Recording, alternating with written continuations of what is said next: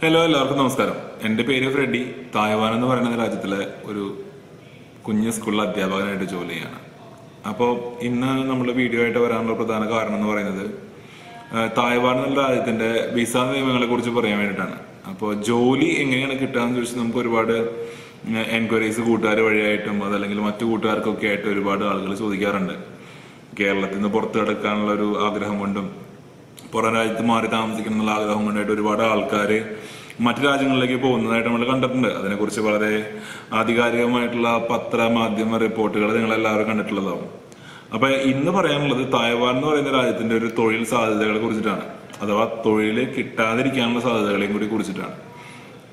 ഒരു ഉദാഹരണം പറയുകയാണെങ്കിൽ ട്രെയിൻഡ് ആയിട്ടുള്ള അല്ലെങ്കിൽ സ്കിൽഡ് ആയിട്ടുള്ള ലേബേഴ്സിന് ഒരുപാട് ജോലി സാധ്യതകളുള്ള ഒരു സ്ഥലമാണ് തായ്വാൻ. ഇപ്പോൾ സാധാരണയായിട്ട് ഇവിടെ വരുന്നതിൽ ഒരു 60% മലയാളി വിദ്യാർത്ഥികളും അല്ലെങ്കിൽ ഒരു 60% മലയാളികളും വിദ്യാർത്ഥികളായിട്ടാണ് ഇവിടെ വരാറ്.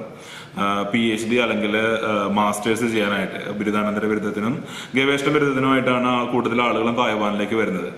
പക്ഷേ ഈ തായ്വാൻ എന്ന് പറയുന്ന രാജ്യത്ത് ഇന്ത്യക്കാർക്ക് പൊതുവെ ബ്ലൂ കോളർ ജോബുകൾക്കുള്ള വിസ അനുവദിക്കാറില്ല. അതായത് ഇപ്പോൾ സാധാരണ നമ്മുടെ നാട്ടിൽ ചെയ്യാൻ പറ്റുന്ന പോലെ ഡ്രൈവർ അല്ലാന്നുണ്ടെങ്കിൽ കൽപ്പണി, പെയിന്റർ, ഇലക്ട്രീഷ്യൻ അങ്ങനത്തെ ജോബുകൾക്കുള്ള വിസ ഇന്ത്യക്കാരായിട്ടുള്ള ആളുകൾക്ക് അനുവദിക്കാറില്ല. ഇതിൽ തന്നെ സർട്ടിഫിക്കറ്റ് ഉള്ള ആളുകൾക്കുള്ള വിസ അനുവദിക്കാനുള്ള ഒരു സാഹചര്യം ഓപ്പണായി വരുന്നുണ്ട്. അത് പക്ഷേ ഇതുവരെയും പ്രാവർത്തികമായിട്ടില്ല. അപ്പൊ ഇത്തരം കാര്യങ്ങളെ കുറിച്ച് പറയുന്ന സമയത്ത് വളരെ വേദനാജനകമായിട്ടുള്ള കുറെ സംഭവങ്ങളുണ്ട്. കേരളത്തിലെ പല ഏജൻസികളും തായ്വാനിലേക്ക് ആളുകളെ ജോലിക്കായിട്ട് കൊണ്ടുപോവാം അല്ലെങ്കിൽ പഠനത്തോടൊപ്പം ജോലി എന്ന് പറഞ്ഞിട്ട് ഇവിടേക്ക് കൊണ്ടുവരുന്ന ഒരു സാഹചര്യമുണ്ട്. ഇവിടത്തെ ഒരു കാര്യം പറയുകയാണെങ്കിൽ ഒരു സാധാരണ ജോലിക്കാരന്റെ മിനിമം വേതനം എന്ന് പറയുന്നത് $150 തായ്വാൻ ഒരു മണിക്കൂറിൽ എന്നുള്ള ലെവലിലാണ് സാധാരണക്കാർക്ക് കിട്ടിക്കൊണ്ടിരിക്കുന്നത്. $200 തായ്വാൻ ഡോളറിന്റെ മുകളിൽ പോയില്ല. ഒരു തായ്വാൻ ഡോളർ എന്ന് പറയുന്നത് $2.60-65. അതിൽ തന്നെ നമ്മുടെ റെന്റ്, ഒരു വീടെടുത്ത് താമസിക്കണമെങ്കിൽ മിനിമം ഒരു $4,000 അല്ലെങ്കിൽ $4,000 എന്ന് പറയുന്ന ഒരു $10,000 അടുത്ത് തന്നെ റൂമിന്റെ റെന്റിന്റെ പൈസയായിട്ട് ചിലവാകും. അതുകൂടാതെ ഭക്ഷണത്തിന്റെ ചെലവും കാര്യങ്ങളൊക്കെ ആയിട്ട് പിന്നെയും ഒരുപാട് പൈസയാകും. അപ്പൊ കിട്ടുന്ന നിങ്ങൾക്ക് പ്രോമിസ് ചെയ്യപ്പെടുന്ന $30,000 അല്ലെങ്കിൽ $40,000 എന്ന് പറയുന്നത് തൽക്കാലം ജീവിച്ചു പോകാനുള്ള ഒരു പൈസ മാത്രമേ ഉള്ളൂ. അതുകൂടാതെ നിങ്ങൾക്ക് എന്തെങ്കിലും ഒരു പ്രശ്നം പറ്റിക്കഴിഞ്ഞാൽ ഇവിടെ നാഷണൽ ഹെൽത്ത് ഇൻഷുറൻസ് എന്ന് പറയുന്ന ഒരു ഇൻഷുറൻസ് ഉണ്ട്. അപ്പൊ ഈ ഇൻഷുറൻസിന് പരിധിയിൽ വരുന്നത് നിയമപരമായിട്ട് ഇവിടെ വരുന്ന ആൾക്കാരാണ്. അപ്പൊ ഇത്രയും കാര്യങ്ങളാണ് നമ്മൾ ബേസിക് ആയിട്ട് പറയാനുള്ളത്. വിദ്യാഭ്യാസ ആവശ്യത്തിന് വേണ്ടി തായ്വാൻ ഒരു നല്ല സ്ഥലമാണ്. യൂറോപ്പിന് അത്രയും നല്ല സ്ഥലമല്ല എന്ന് പറയാം, പക്ഷെ ഒരുപാട് സാധ്യതകളുള്ള സ്ഥലമാണ്. കാരണം ഒരുപാട് ഫീസ് ഒന്നും ഇവിടെ കോളേജുകളിൽ കൊടുക്കേണ്ടി വരാറില്ല. ഒരുപാടെന്ന് പറഞ്ഞാൽ യൂറോപ്പുമായിട്ട് കമ്പയർ ചെയ്യുമ്പോഴാണ് ഇവിടുത്തെ ലെവലിലുള്ള ഫീസ് ഇവിടെയുമുണ്ട്. ഞാൻ ഇവിടെ ഒരു 10 വർഷമായി. അപ്പൊ ഈ 10 വർഷത്തിനിടയ്ക്ക് ഞാൻ ആദ്യമായിട്ട് ഇവിടെ വന്നത് PhD ചെയ്യാനായിട്ടാണ്. 8 വർഷത്തോളം ഇവിടെ ഗവേഷണം നടത്തി. അതിനുശേഷം ഗവേഷണം ഡ്രോപ്പ് ചെയ്ത ഒരു സ്കൂളിൽ അധ്യാപകനായിട്ട് ജോലി കയറുകയാണ് ചെയ്തത്. അപ്പൊ ഇത്തരം കാര്യങ്ങളിലേക്ക് ഇറങ്ങി പുറപ്പെടുന്നതിന് മുന്നേ ചെറിയ ചില കാര്യങ്ങൾ പറയാനായിട്ടാണ് ഉദ്ദേശിക്കുന്നത്. അതായത് വിസ എന്ന് പറയുന്ന സാധനം തായ്വാനിലേക്ക് വരുമ്പോൾ സാധാരണയായിട്ട് റെസിഡന്റ് വിസ എന്ന് പറഞ്ഞ് സ്റ്റാമ്പ് ചെയ്ത് പാസ്പോർട്ടിൽ കിട്ടുന്ന ഒരു 60 ദിവസത്തെ എൻട്രി പെർമിറ്റ് ഉണ്ട്. അത് കഴിഞ്ഞതിന് ശേഷം ഇവിടെ വന്നിട്ട് ഇവിടെ റെസിഡന്റ് വിസ ഒരു കാർഡായിട്ട് നമ്മുടെ ഈ സൗദിയിലൊക്കെ കിട്ടുന്ന പോലെ ഒരു റെസിഡന്റ് കാർഡ് കിട്ടും. ആ കാർഡ് വെച്ചിട്ടാണ് നമ്മളിവിടെ പിന്നെ റീ എൻട്രിയും വിസയൊക്കെ ആയിട്ട് ഉപയോഗിക്കുന്നത്. അത് പിന്നെ വിസയായിട്ടാണ് ഉപയോഗിക്കാം.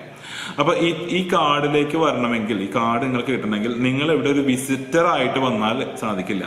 ഇന്ത്യയിൽ നിന്ന് തന്നെ ഈ റെസിഡന്റ് വിസ പാസ്പോർട്ടിൽ അടിച്ച് വന്നതിന് ശേഷം മാത്രമേ നിങ്ങൾക്ക് ഇവിടെ റെസിഡന്റ് കാർഡ് കിട്ടുള്ളൂ. ഇന്ത്യയിൽ നിന്നും വിസിറ്റർ വിസയായിട്ടോ ടൂറിസ്റ്റ് വിസയായിട്ടോ ഇവിടെ വന്നതിന് ശേഷം നിങ്ങൾക്ക് മറ്റൊരു ജോബിലേക്ക് മാറാനുള്ള ഒരു ഓപ്പർച്യൂണിറ്റി ഇവിടെ ഇല്ല. അങ്ങനെ ഒരു സാധ്യത ഉണ്ടെങ്കിൽ നിങ്ങൾ ഇവിടെ വന്നതിന് ശേഷം തിരിച്ച് നാട്ടിൽ പോയി റെസിഡന്റ് വിസ അപ്ലൈ ചെയ്തിട്ട് വേണം വരാൻ. ഇത് കൂടാതെ ജോബ് സീക്കിംഗ് വിസ എന്ന് പറയുന്ന ഒരു സംവിധാനം ഇവിടെ ഉണ്ട്. എല്ലാ നാട്ടിലുള്ള പോലെ ജോബ് സീക്കിംഗ് വിസിറ്റിംഗ് വിസ ഉണ്ട്. 6 മാസത്തെ കാലാവധിയുള്ള ജോബ് സീക്കിംഗ് വിസിറ്റിംഗ് വിസയാണുള്ളത്. ആ വിസിറ്റിംഗ് വിസ കിട്ടണം എന്നുണ്ടെങ്കിൽ $50,000 തായ്വാൻ അതായത് $1,25,000 ശമ്പളം മുന്നിൽ ജോലി ചെയ്തിരുന്ന കമ്പനിയിൽ ഉണ്ടായിരുന്നെങ്കിൽ നിങ്ങൾക്ക് 6 മാസത്തെ വിസിറ്റർ വിസയിൽ ഇവിടെ വരാം സ്കിൽഡ് ലേബറായിട്ട്.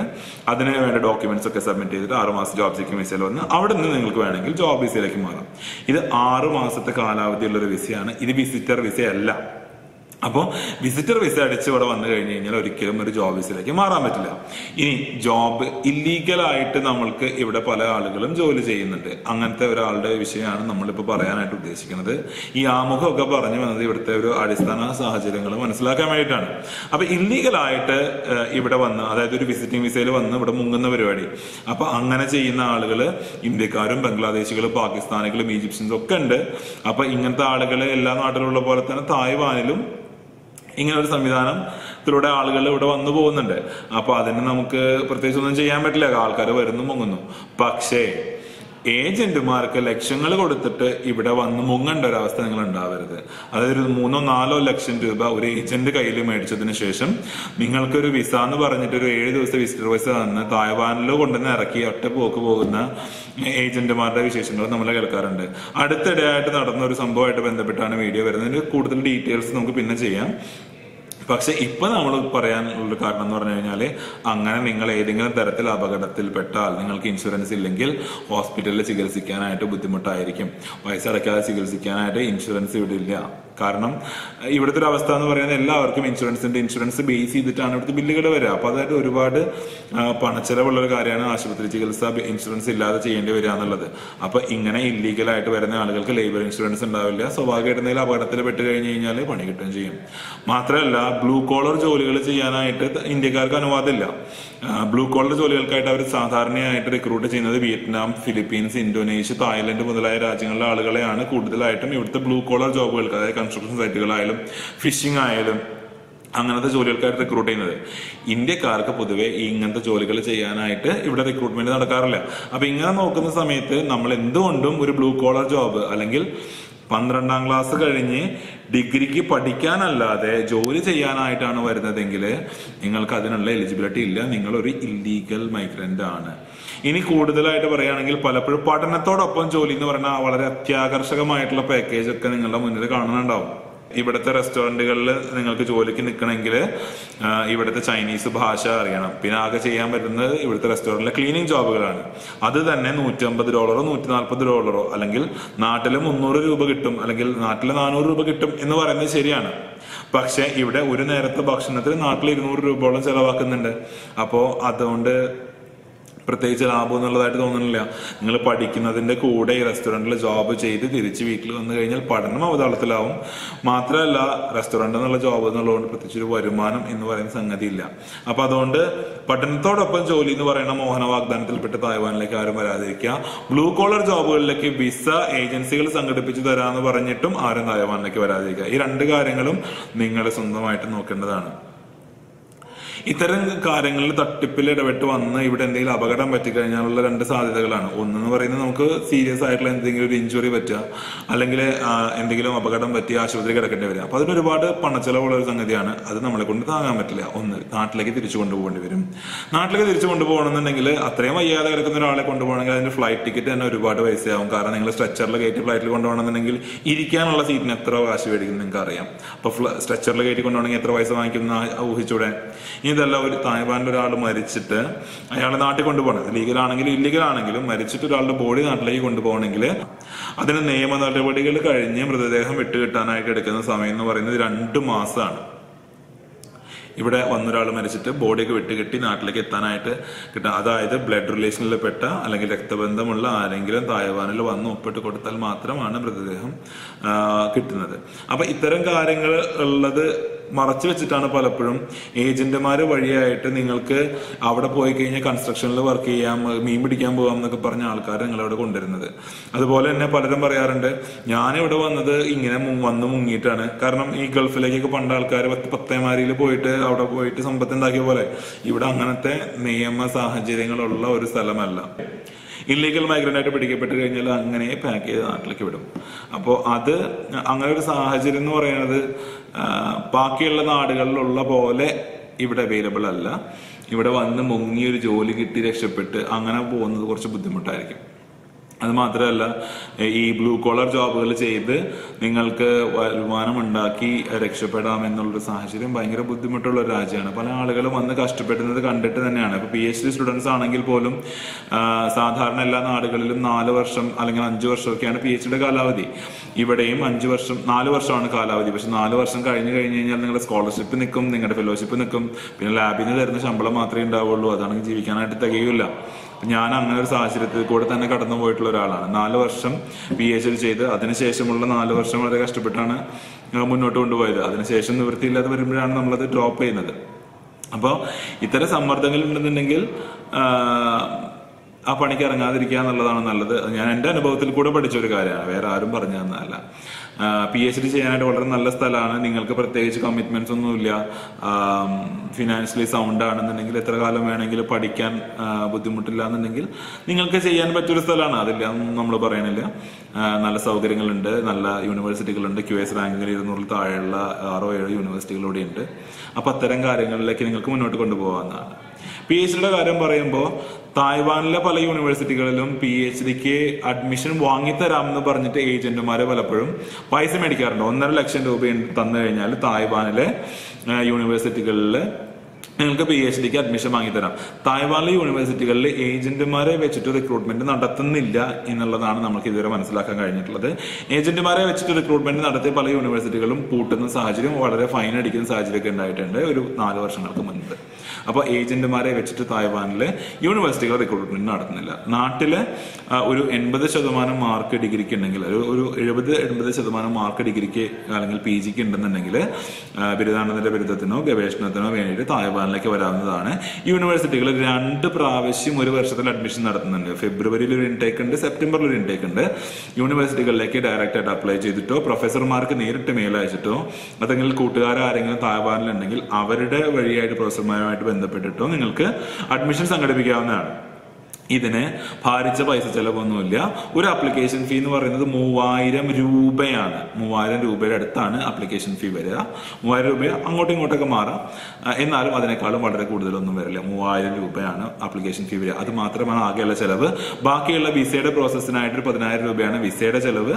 അറ്റസ്റ്റേഷനും കാര്യങ്ങളൊക്കെ നിങ്ങൾ സ്വന്തമായിട്ട് ചെയ്യുകയാണെങ്കിൽ അതിനും വലിയ ചെലവൊന്നും വരില്ല. അപ്പോൾ ഒരു 50000 രൂപയിൽ താഴെ ഉണ്ടെന്നുണ്ടെങ്കിൽ ഇവിടുത്തെ എല്ലാ കാര്യങ്ങളും കഴിഞ്ഞ് ഇവിടെ എത്താൻ പറ്റുന്ന ഒരു സാഹചര്യം ഉണ്ട്, ഫ്ലൈറ്റ് ടിക്കറ്റ് അടക്കം. അപ്പോഴാണ് 1.5 ലക്ഷം രൂപ കൊടുത്തിട്ട് നിങ്ങൾക്ക് അഡ്മിഷൻ വാങ്ങിത്തരാം എന്ന് പറയുന്ന വാഗ്ദാനവുമായിട്ട് പല ഏജന്റുമാർ നിങ്ങളെ സമീപിക്കുന്നത്. തായ്വാനിലെ ഏജന്റുമാരുമായിട്ട് ബന്ധപ്പെട്ട് യാതൊരു പണി നടക്കുന്നില്ല. അടുത്തിടെ ഞാൻ പരിചയപ്പെട്ട ഒരു തമിഴ്നാട്ടുകാരനായ സുഹൃത്ത് പറഞ്ഞത് ഒരു ഏജന്റ് വഴിയായിട്ടാണ് വന്നത്. പുള്ളിക്കാരൻ ഈ ITI ഫിറ്റർ പോലെയുള്ള ഒരു ജോബാണ് പഠിച്ചത്. അതിന്റെ സർട്ടിഫിക്കേഷൻ ഉണ്ട്, ഗവൺമെന്റ് അപ്രൂവ്ഡ് സർട്ടിഫിക്കേഷൻ അറ്റസ്റ്റേഷൻ കഴിഞ്ഞിട്ടാണ് വന്നത്. അയാൾക്ക് ഇവിടെ കിട്ടുന്ന സാധാരണ ഈ ലേബറേഴ്സിന് കിട്ടുന്ന $30,000 പുള്ളിയുടെ ശമ്പളമായിട്ട് പുള്ളിയുടെ കയ്യിൽ കിട്ടുന്നത്. പുള്ളിനെ കൊണ്ടുവന്ന ഏജന്റാണ് അയാൾക്ക് കിട്ടുന്ന ശമ്പളത്തിന്റെ ഭൂരിഭാഗവും വാങ്ങിക്കുന്നത്. അയാളുടെ ശമ്പളം എന്ന് പറയുന്നതിന്റെ ഇരട്ടിയാണ് അയാളുടെ ശമ്പളം. അപ്പൊ അയാളുടെ ഇരട്ടി ശമ്പളത്തിന്റെ പകുതി ഭാഗവും ഈ ഏജന്റ് കൊണ്ടുപോയിട്ട് ഇയാൾക്ക് കുറച്ച് പൈസ മാത്രം കൊടുക്കുകയാണ്. പക്ഷെ അയാളുടെ ജീവിത സാഹചര്യങ്ങൾ അനുസരിച്ച് അയാൾക്ക് അവിടുന്ന് മാറാൻ പറ്റാതിരിക്കുകയും അതൊരു റിമോട്ട് ഏരിയ ആയതുകൊണ്ട് തന്നെ വേറെ ആളുകളുമായിട്ട് പരിചയപ്പെട്ട് മുന്നോട്ട് പോവാതിരിക്കുകയും ചെയ്യുന്നതുകൊണ്ട് പുള്ളി അവിടെ ട്രാപ്പായി കിടക്കുന്ന ഒരു സിറ്റുവേഷനിലാണ് പുള്ളി ഉള്ളത്. അപ്പൊ ഇങ്ങനെയുള്ള സാഹചര്യങ്ങളും വന്നു പെടാറുണ്ട്. അപ്പൊ നിങ്ങൾ ശ്രദ്ധിക്കേണ്ട ഒരു പ്രധാനപ്പെട്ട കാര്യം എന്ന് പറഞ്ഞു കഴിഞ്ഞാല് ഈ രാജ്യത്തെ തൊഴിൽ നിയമങ്ങളെ കുറിച്ചിട്ടൊന്നും അറിയാതെ ഇവിടെ വന്ന് പെട്ടു കഴിഞ്ഞാൽ വളരെ ഭീകരമായിട്ടുള്ള ഭവിഷ്യത്തുകളാണ് ഉണ്ടാവുക. അതുകൊണ്ട് പരമാവധി ആരും ബ്ലൂ കോളർ ജോബുകൾക്ക് വരാതിരിക്കുക. ഇവിടെ അങ്ങനെ ഒരു സാഹചര്യം ഇല്ല. മാത്രമല്ല ഒരു കാരണവശാലും ഏജന്റുമാരോ ഏജൻസിയോ വഴിയോ വരാതിരിക്കുക. നിങ്ങൾക്ക് എന്താവശ്യമുണ്ടെങ്കിലും ഏത് കമ്പനി ആണെങ്കിലും ഏത് യൂണിവേഴ്സിറ്റി ആണെങ്കിലും നേരിട്ട് അപേക്ഷിച്ച് കഴിഞ്ഞു കഴിഞ്ഞാൽ ജോലി കൊടുക്കുന്ന ഒരു സംവിധാനമാണ് ഇവിടെ ഉള്ളത്. ഏജന്റുമാർ വഴി റിക്രൂട്ട് ചെയ്യുന്ന ഒരു സെറ്റപ്പ് ഈ രാജ്യത്തില്ല. മാത്രമല്ല ഈ രാജ്യത്തെ ഭാഷ എന്ന് പറയുന്നത് ചൈനീസ് ആണ്. പഠിച്ചെടുക്കാൻ കുറച്ച് ബുദ്ധിമുട്ടുള്ളൊരു ഭാഷ തന്നെയാണ് ചൈനീസ്. 1-2 വർഷങ്ങൾ കൊണ്ട് തന്നെയാണ് പഠിക്കാൻ പറ്റുള്ളൂ. നല്ലോണം ചൈനീസ് സംസാരിക്കാനും എഴുതാനും പറ്റണമെങ്കിൽ ഒരു 3 വർഷം വരെ കോഴ്സ് പഠിച്ചെങ്കിലേ നടക്കുകയുള്ളൂ. അതുകൊണ്ട് തന്നെ അവിടെ ചെന്നിട്ട് ഭാഷ പഠിക്കാമെന്ന് പറയുന്ന ഒരു സംഗതിയെ കുറിച്ച് ചിന്തിക്കുകയേ വേണ്ട. 3 വർഷം ഉണ്ടെങ്കിലാണ് ഭാഷ പഠിച്ചെടുക്കാനായിട്ട് പറ്റുക. എനിക്കിപ്പോഴും ഭാഷ സംസാരിക്കാൻ അറിയില്ല, അതെന്റെ പ്രശ്നമാണ്. അതില്ലെന്ന് ഞാൻ പറയുന്നത് ഞാൻ ഇത്രയും നാളായി. പക്ഷെ സാധാരണഗതിയിൽ നല്ല രീതിയിലൊരു ഭാഷ പഠിച്ചെടുക്കണമെങ്കിൽ 3 വർഷം വരെ ചൈനീസ് ഭാഷയ്ക്ക് വേണ്ടി ചിലവാക്കേണ്ടി വരും. അപ്പോൾ അതറിഞ്ഞെങ്കിൽ മാത്രമാണ് സാധാരണയായിട്ട് മാർക്കറ്റിങ്ങിലോ അല്ലെങ്കിൽ ഷോപ്പുകളിലൊക്കെ ജോലി ചെയ്യാനായിട്ട് പറ്റുള്ളൂ. നിങ്ങൾക്ക് ഭാഷ അറിയാതെ ഒരു മാർക്കറ്റിംഗ് സെക്ടർ എങ്ങനെയാണ് കൈകാര്യം ചെയ്യാൻ നമുക്ക് ബുദ്ധിമുട്ടാണ്. ഇംഗ്ലീഷ് ഭാഷ ഇവിടെ പൊതുവായിട്ട് ഉപയോഗിക്കുന്ന ഒന്നായിരുന്നില്ല. എന്നാൽ 2030 തായ്വാൻ ബൈലിംഗ്വൽ, അതായത് ഇംഗ്ലീഷും ചൈനീസും ഒരേപോലെ ഉപയോഗിക്കാൻ പറ്റുന്ന ഒരു രാജ്യമാക്കുന്ന ഒരു വാഗ്ദാനം ഇവിടുത്തെ ഗവൺമെന്റിനുണ്ട്. അപ്പൊ ഈ ഒരു വാഗ്ദാനത്തിൽ എത്രത്തോളം വിശ്വസിക്കാൻ പറ്റുന്നു നമുക്കറിയില്ല. പക്ഷെ ഇപ്പൊ അങ്ങനെയുള്ള സാഹചര്യങ്ങളൊന്നും തന്നെ ഇല്ല. അതുകൊണ്ട് ഇതും വിശ്വസിച്ച് ആരും ഏജന്റുമാർക്ക് പൈസ കൊടുത്തിട്ട് പൈസ കളയരുത്. നിങ്ങൾക്ക് തായ്വാനിലേക്ക് വരണം എന്നുണ്ടെങ്കിൽ ഒരു കമ്പനിയിലേക്ക് വന്ന് പോവാം. അതിന് ഒരുപാട് പണമൊന്നും ചിലവാകില്ല. പിന്നെ പണം ചിലവാക്കിയതല്ലേ, ഏജന്റിന് കാശ് കൊടുത്തതല്ലേ എന്ന് വിചാരിച്ചുകൊണ്ട് ട്രാപ്പായി പോകരുത് എന്നുള്ളൊരു സംഗതി കൂടി ഉള്ളത് കൊണ്ടാണ് ഇത്രയും ഡീറ്റെയിൽഡ് ആയിട്ടുള്ള ഒരു വീഡിയോ ചെയ്യാനായിട്ടുള്ള ഒരു സാഹചര്യം ഉണ്ടായത്. Thank you.